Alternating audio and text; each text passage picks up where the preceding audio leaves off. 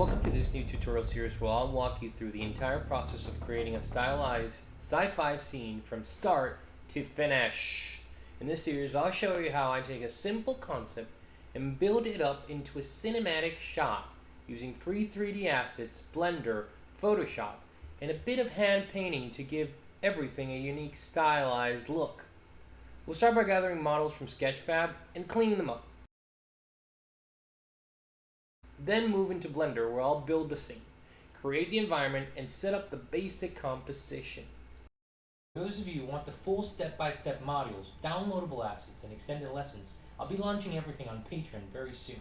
So stay tuned because the complete course will cover the entire pipeline from start to finish, and you won't want to miss it. From there, I'll show you how I use painting techniques in Photoshop, adding that hand, unique crafted style that feels a little bit what you see in shows like Arcane.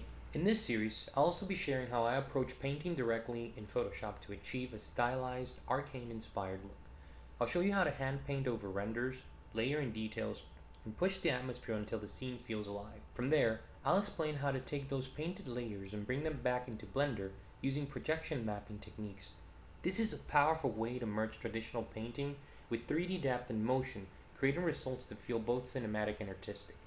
I'll also cover how to prepare your assets for the best texturing results. For example, I've used Paint and other methods to give characters and props a unique, handcrafted finish that fits into this stylized pipeline.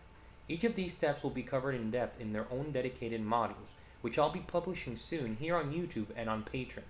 For now, think of this as a glimpse behind the curtain of how you can build a professional workflow that combines 3D, painting, and compositing into something truly striking. Finally, we'll go through compositing render passes and finishing touches, all the way to a polished 4K render. By the end of this series, you'll see how I take free assets and transform them into a cinematic, stylized sci-fi shot, while keeping the workflow approachable for anyone who wants to follow along. So I begin with the concept and story set. The concept for this first scene was simple. I thought about a man in space, not lost, but on a mission, or perhaps not. Initially, I wanted him to be colonizing, but then I said, don't go too thick into the plot, let's make it and keep it simple. So it was a lone space traveler who had landed his ship in a rocky valley, and he was preparing to explore, or was he? Perhaps he was on a mission. You have to see what happens as we go. I want to keep it small, around 5 shots, but still cinematic. Something you might see as an opening sequence to a sci-fi short. Whenever I start a project like this, I try to think about story first. Even if it's just a single scene, I ask, what is the mood? What's happening? And what do I want the audience to feel? Here, it's mystery, scale, and a sense of discovery. To build the world quickly, I use free assets from Sketchfab and Polyhaven. I've given full credit to all the artists that made this project possible by sharing their free assets online. These are great places to find 3D models and textures without having to start everything from scratch. The key is to choose assets that already feel close to your style or scene. For example, I found a spaceship that worked perfectly as a starting point, and then I knew I could repaint and stylize it later. Remember, even though these models are free, always credit the artist. I'll include the links in the description so you can download the same assets if you like. Once I downloaded the models, I brought them into Blender. A lot of times, free models need some cleanup, reorganizing materials, fixing scale, sometimes renaming objects so they're easier to manage. Here, I adjusted the spaceship first, making sure its UVs were in place so I could paint over it later. Then I set up my rocky environment, mostly cliffs and terrain pieces that I could scatter around to create a valley look. I'm not going too deep into retopology or heavy optimization here. The idea is just to get workable assets in the scene fast. After the cleanup, I started blocking out the shot. I placed a spaceship on the ground, scattered some rocks to frame it, and added a simple HDR for basic lighting. This step is all about composition. Where is the camera? What's the angle that tells the story best? For me, I wanted the spaceship to feel hidden and mysterious, like it had landed in stealth mode, so I framed it low behind the rocks. This is the stage where I experiment, moving the ship, testing different focal lengths, and seeing how the scene reads. Once I lock down the camera, the rest of the pipeline can follow. So that's the foundation of our scene. We have our assets, they're cleaned, and we set up the initial layout. Now that we got the basic scene set, here's what the rest of the workflow will look like in upcoming episodes. Materials and stylization.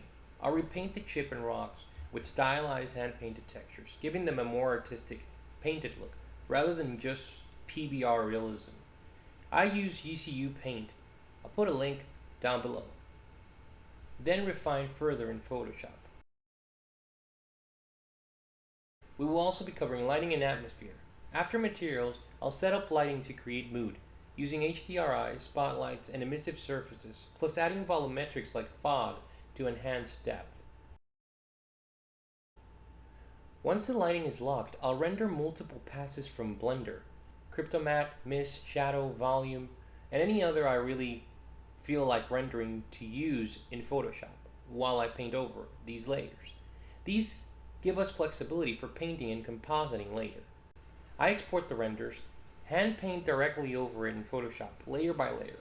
I'll add detail, exaggerated shapes, push the color palette, and create that semi-illustrated look that is unique to our own developing style. After painting, I bring those Photoshop layers back into Blender and reproject them onto the 3D scene. This lets me keep the parallax and camera movement while keeping the painterly detail. Finally, I correct lights, add atmosphere, adjust color grading, and render the shot in 4K.